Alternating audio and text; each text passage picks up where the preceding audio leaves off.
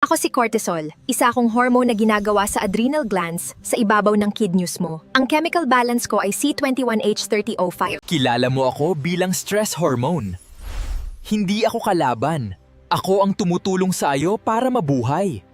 Kapag may panganib o crisis, pinapataas ko ang asukal sa dugo mo para magkaroon ka ng sapat na enerhiya.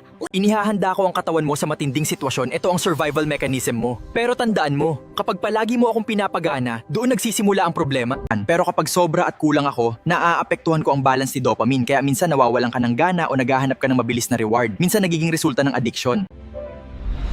Kapag hindi mo ako binantayan, maaari ka makaramdam ng chronic stress, anxiety at kalaunan, burnout o depression. Kaya alagaan mo ang sarili mo. Matulog ng sapat.